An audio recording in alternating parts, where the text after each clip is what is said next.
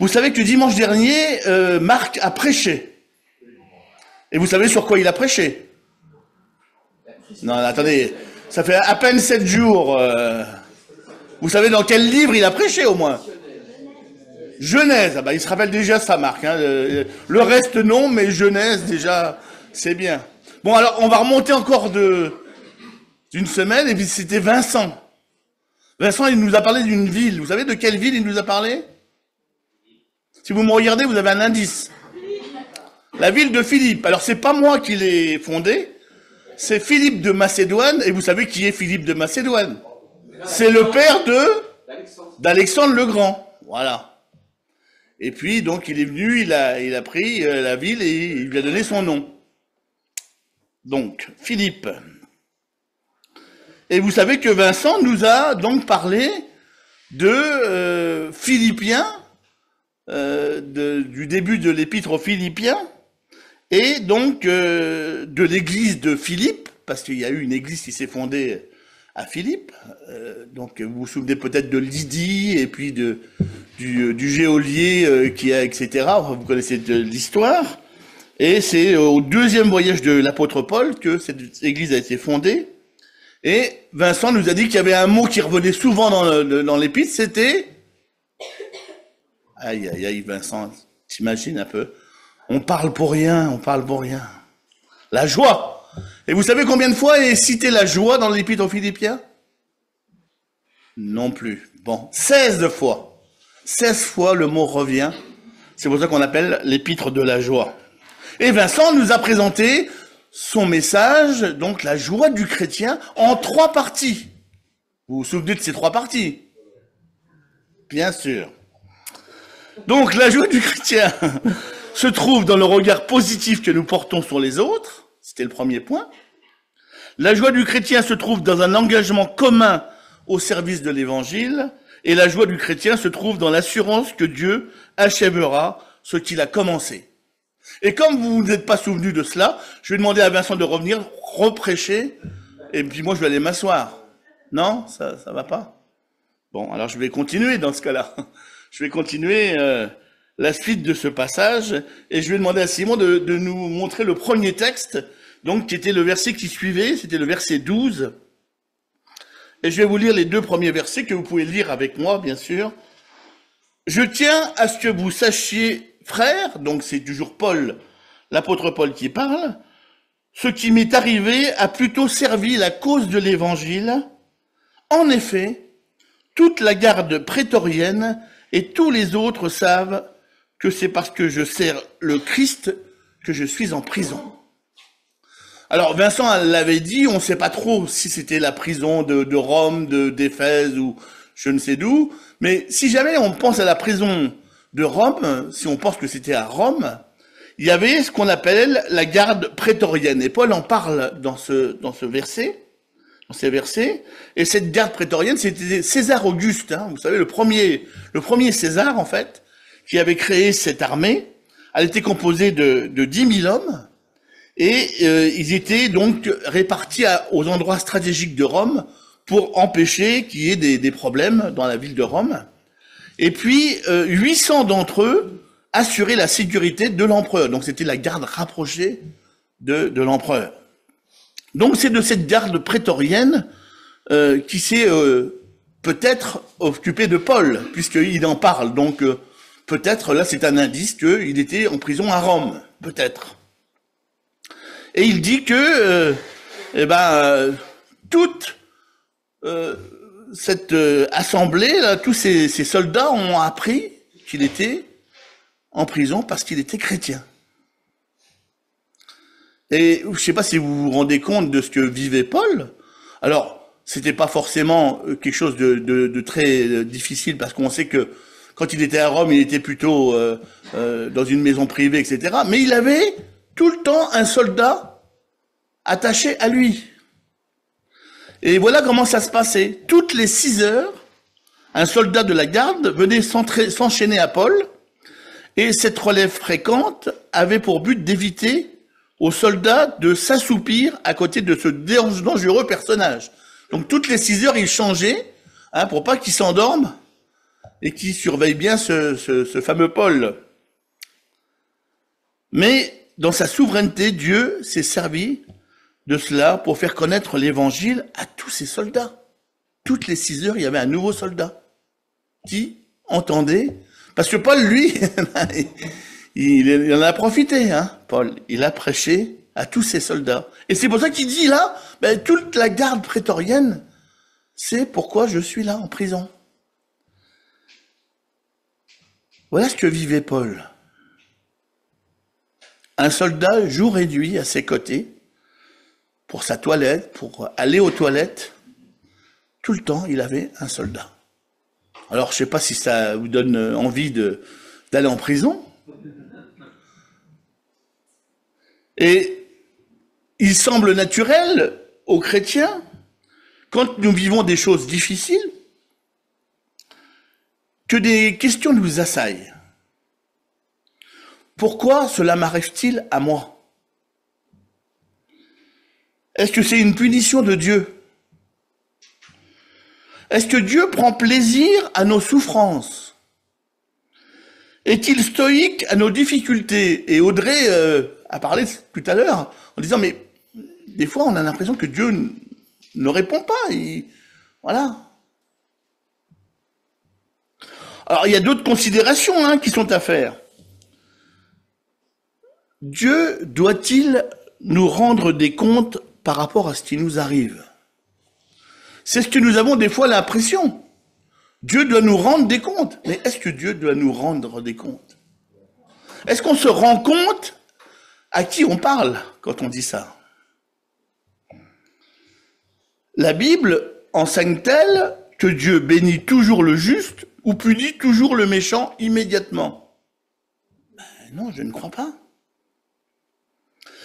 Dans le livre de Job, que vous connaissez peut-être, les 3 soi-disant amis qui viennent le voir sont persuadés que ses péchés l'ont conduit à ses malheurs actuels. Leur credo affirme que les justes sont toujours bénis et les méchants toujours punis.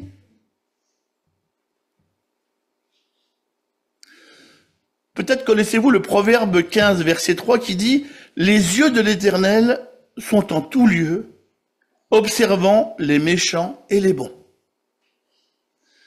Et probablement aussi le passage de Jésus dans Matthieu 5 qui nous dit « Mais moi je vous dis, aimez vos ennemis, bénissez ceux qui vous maudissent, faites du bien à ceux qui vous haïssent, priez pour ceux qui vous maltraitent et qui vous persécutent, afin que vous soyez fils de votre Père qui est dans les cieux, car il a fait lever son soleil sur les méchants et sur les bons, il a fait pleuvoir sur les justes et sur les injustes. Si vous aimez ceux qui vous aiment, quelle récompense méritez-vous? Les publicains aussi agissent-ils pas de même? Et si vous saluez seulement vos frères, que faites-vous d'extraordinaire? Les païens aussi n'agissent-ils pas de même? Soyez donc parfaits comme votre Père céleste est parfait. Sous-entendu que Dieu aime les bons, mais aussi les méchants. On aime bien mettre Dieu dans des cases, on aime bien ça, mais on n'y arrive pas. En tout cas, le Dieu de la Bible, je parle du Dieu de la Bible, parce que les petits dieux, les faux dieux, on peut les mettre dans les cases. Mais le Dieu de la Bible, on ne peut pas le mettre dans une case. Si l'Écriture enseigne, il est vrai que Dieu peut punir quelqu'un en fonction de ses mauvaises actions, pour Job, nous savons qu'il n'en était rien. C'était pas du tout ça le problème. Pourtant, nous les hommes, nous avons toujours cette explication. Et on veut toujours trouver une explication à ce qui nous arrive. Job perd toute sa famille, tous ses biens, sa santé. Il souffre le martyre. Et en plus, on se moque de lui et on l'accuse de toutes parts. Vous imaginez? Je ne sais pas si vous connaissez Philippe Yancey, il a écrit un livre qui s'appelle « Déçu par Dieu ». Et il fait remarquer dans ce livre que les chrétiens, à l'image des amis de Job, éprouvent souvent le besoin de trouver des raisons spirituelles à leurs épreuves. Voici les réponses que nous pourrions entendre quand on est dans l'épreuve. Méditez les bénédictions dont vous jouissez encore, du moins si vous êtes toujours en vie. Ne croyez-vous pas que quand les choses marcheront mieux, voilà, patientez. Dieu essaye de vous enseigner quelque chose. Vous ne devriez pas vous sentir amer, mais privilégié d'avoir cette occasion de vous appuyer sur lui par la foi. Vous passez par une session d'entraînement, une occasion d'exercer de nouveaux muscles de la foi. Ne vous inquiétez pas, Dieu ne vous éprouvera pas au-delà de ce que vous pouvez supporter. Ne vous plaignez pas si fort, vous allez compromettre les occasions de montrer votre fidélité aux non-croyants. Il y a des situations pires que la vôtre, remerciez Dieu malgré les circonstances. Vous avez déjà entendu ça? Les amis de Job développent une interprétation de chacune de ces paroles, de sagesse, entre guillemets, qui comporte toute une parcelle de vérité. Mais le livre de Job montre carrément que de tels conseils n'apportent aucune réponse aux questions de celui qui souffre. Il s'agissait du mauvais médicament, dit-il, administré au mauvais moment. Donc c'est dans le livre Déçu par Dieu. Mais revenons à nous. Nous ne pourrions, nous aussi, être mis en prison pour notre foi. Serions-nous prêts à l'accepter, même si nous ne comprenions pas la raison? Saurions-nous profiter de cette situation pour annoncer l'Évangile, comme Paul nous en donne l'exemple? Sommes-nous capables, dans les difficultés, de discerner que Dieu est aux commandes, ou pensons-nous, pourquoi moi? Sommes-nous capables de dire, comme Job, et ce, dans toute situation grave, l'Éternel a donné, l'Éternel a repris, que le nom de l'Éternel soit béni. Moi, je ne suis pas prêt à dire ça. Au-delà même de cela, est-ce que l'annonce de l'Évangile est ma préoccupation quotidienne? Faut-il que je sois emprisonné pour que je puisse peut-être penser à témoigner? Soyons clairs, nous ne pouvons pas annoncer l'Évangile 24 heures sur 24. Mais annoncer l'Évangile fait-il partie de ma vie, même de temps en temps? On paraît bien loin de ce que vivait Paul. Emprisonné, mais au lieu d'être déprimé, contribuer à l'annonce de l'Évangile. Et nous, en liberté, qui souvent n'en profitons pas pour annoncer l'Évangile. Bien entendu, c'est pas pour nous culpabiliser que je dis ça, mais nous faire réfléchir. J'ai lu cette semaine, vous avez peut-être reçu comme moi le petit livret de Porte Ouverte. Il y a un chrétien yéménite qui s'appelle Saleh qui a dit ceci, il a écrit ceci. Chaque jour, je parle à Jésus à 4 ou 5 personnes. Parfois, cela se passe bien, parfois, je reçois des coups. Mais malgré tout, je rentre heureux et je dors paisiblement, certain que Jésus fera le reste. Vous imaginez ce que vit cet homme? Vous savez que le Yémen est un des pays les pires cette année dans l'index mondial. Et voilà ce que vit cet homme. Mais chaque jour, il annonce à 4 ou 5 personnes l'Évangile. Et il prend des coups.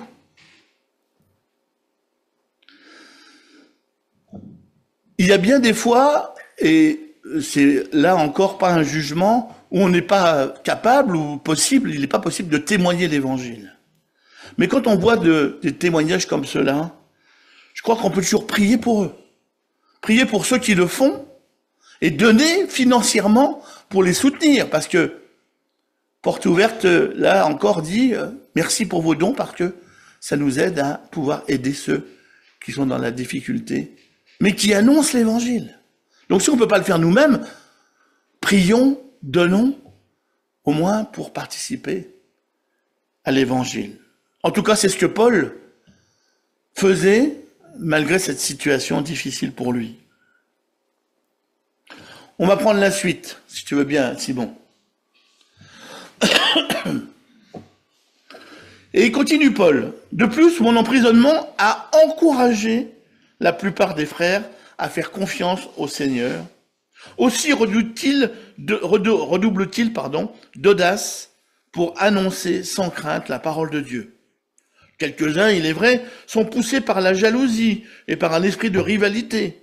Mais d'autres annoncent le Christ dans un bon esprit. Ces derniers agissent par amour. Ils savent que si je suis ici, c'est pour défendre l'évangile. Quant aux premiers, ils annoncent le Christ dans un esprit de rivalité, avec des motifs qui ne sont pas innocents. Ils veulent rendre ma captivité encore plus pénible. Qu'importe, après tout. De toute façon, que ce soit avec des arrière-pensées ou en toute sincérité, le Christ est annoncé et je m'en réjouis. Mieux encore, je continuerai à m'en réjouir. Un peu spécial le Paul quand même, hein? Un peu spécial. Il y a annoncer l'évangile et annoncer l'évangile. Vous avez vu, il y a deux factions là, hein? Mais qu'importe pour Paul, l'évangile est annoncé. Paul nous apprend que, en plus, si nous annonçons l'évangile et que cela se sait, eh bien cela encourage d'autres. Hein? C'est quand même intéressant ça, d'apprendre ça. Mieux encore, ça les pousse à de l'audace. Hein? L'audace, on en a besoin des fois. Est-ce qu'on veut participer, nous, à une telle œuvre? Alors c'est vrai que Paul pose deux cas de figure. Ceux qui annoncent dans un bon esprit le Seigneur, ceux qui le font par jalousie et par rivalité. Heureusement, ça n'existe plus aujourd'hui, ça. Hein? Heureusement. Comment regardons-nous ceux qui annoncent l'évangile et qui ne font pas partie de notre manière de penser, de notre manière de foi, de faire?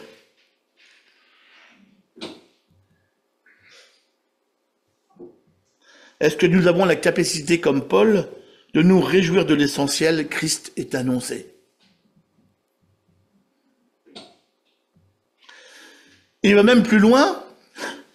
Il continuera à s'en réjouir, dit-il.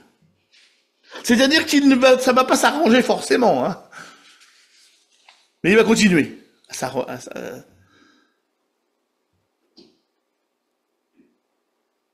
peu spécial ce Paul, n'est-ce pas? On continue, si tu veux bien, Simon? Car je suis certain que toutes ces épreuves aboutiront à mon salut, grâce à vos prières pour moi et à l'assistance de l'Esprit de Jésus-Christ, car ce que j'attends et que j'espère de toutes mes forces, c'est de n'avoir à rougir de rien, mais au contraire, maintenant comme toujours, de manifester en ma personne, avec une pleine assurance, la grandeur du Christ, soit par ma vie, soit par ma mort. Ah, les choses se compliquent. Bien sûr, là, quand Paul parle de son salut, il parle de sa libération. Hein. Pas de son salut chrétien, bien entendu.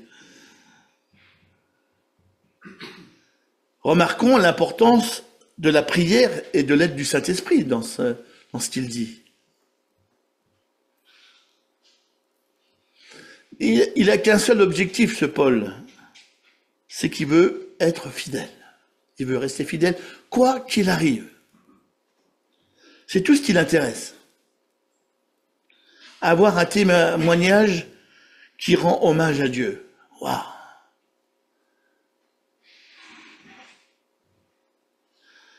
Je me sens bien petit face à cet apôtre. Que Dieu permette que j'ai les mêmes sentiments, les mêmes actions que lui. On continue? Pour moi, en effet, la vie, c'est le Christ et la mort est un gain. Mais si je continue à vivre dans ce monde, alors je pourrai encore porter du fruit pour par mon activité. Je ne sais donc pas que choisir, je suis tiraillé des deux côtés. J'ai le désir de quitter cette vie pour être avec le Christ, car c'est de loin le meilleur, mais il est plus nécessaire que je demeure dans ce monde à cause de vous. Cela, j'en suis convaincu. Je sais donc que je resterai et que je demeurerai parmi vous tous pour contribuer à votre progrès et à votre joie dans la foi. Alors, lorsque je serai de retour chez vous, vous aurez encore plus de raisons, à cause de moi, de placer votre fierté en Jésus-Christ. Je ne sais pas pour vous, mais moi, quand je pense à ma mort, je n'ai pas les mêmes convictions que Paul. Si vous souhaitez prier pour moi, priez pour cette question dans ma vie. Le fait de mourir n'est pas un problème pour moi, car je sais que je serai en présence de Dieu. La Bible me le dit, c'est pas parce que j'ai fait quoi que ce soit de bien, hein, c'est parce que Christ est mort pour moi. Donc, je sais que je serai auprès de Dieu. Mais ce qui me fait peur, c'est de quelle mort vais-je succomber et est-ce que je vais en souffrir? Je sais en fait que je suis attaché à ma vie ici. J'ai peur de laisser mes proches sans moi. Est-ce que vous vous posez ces questions? Je pense que oui. Mais j'espère que vous avez les mêmes convictions de Paul que des miennes. Que vous avez les mêmes objectifs d'encourager la foi des autres que la mienne. Moi, j'ai encore du chemin à faire.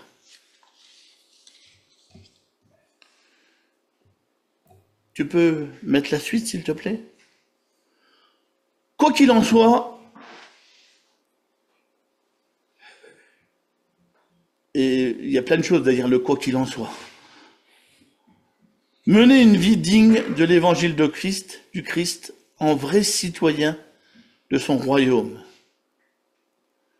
Ainsi que je vienne vous voir ou que je reste loin de vous, je pourrai apprendre que vous tenez bon, unis par un même esprit, luttant ensemble d'un même cœur pour la foi fondée sur la bonne nouvelle, sans vous laisser intimider en rien par les adversaires. C'est pour eux le signe qu'ils courent à leur perte, et pour vous, celui que vous êtes sauvés. Et cela vient de Dieu. Car en ce qui concerne le Christ, Dieu vous a accordé la grâce, non seulement de croire en lui, mais encore de souffrir pour lui. Et Paul dit que c'est une grâce de souffrir pour lui. Vous êtes en effet engagés dans le même combat que moi, ce combat que vous m'avez vu soutenir et que je soutiens encore maintenant, comme vous le savez.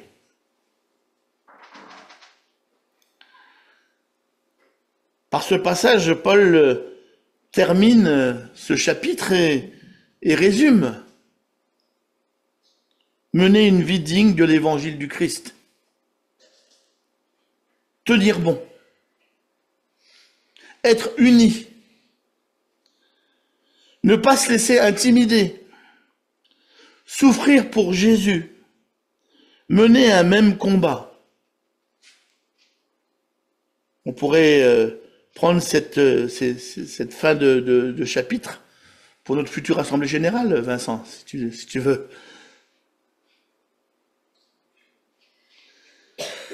On a beaucoup de travail. En tout cas, moi, j'ai beaucoup de travail. Si jamais je veux,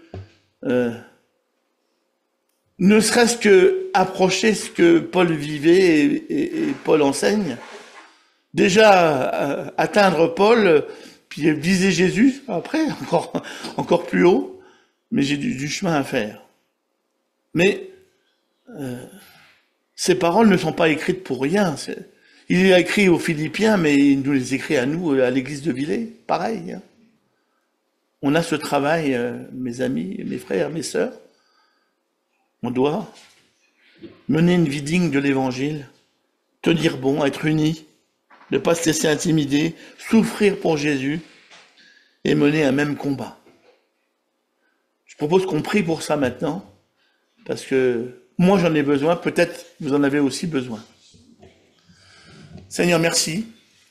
Merci pour ta parole, même si je me sens bien loin de ce que vivait Paul et du témoignage. Mais c'est pour ça que je te prie, Seigneur, aussi, pour moi, pour mes frères et sœurs, pour que nous approchions, que nous soyons toujours conscients, Seigneur, de ce que annoncer l'Évangile doit être notre respiration. De ce que, même si nous vivons des choses difficiles, nous devons avancer avec toi, par l'assistance de ton esprit, comme dit Paul, par ta force. Je suis sans force, nous sommes souvent sans force, Seigneur. Viens au secours de notre foi, de notre quotidien, Seigneur, parce que c'est un combat de tous les jours, pas simplement aujourd'hui, mais que nous puissions vivre chaque jour, Seigneur, à l'exemple de Paul, pour ton royaume, Seigneur, comme étant, comme il dit, les serviteurs de ton royaume, Seigneur. Merci, Seigneur, de ce qu'on peut compter sur toi, de ce que tu nous aimes comme nous sommes, Seigneur, que tu veux nous conduire plus loin, que tu veux nous accorder à aller de mieux en mieux, à marcher de mieux en mieux, Seigneur. Que tu sois béni, en tout cas, pour cette parole que tu nous accordes encore ce matin. Amen.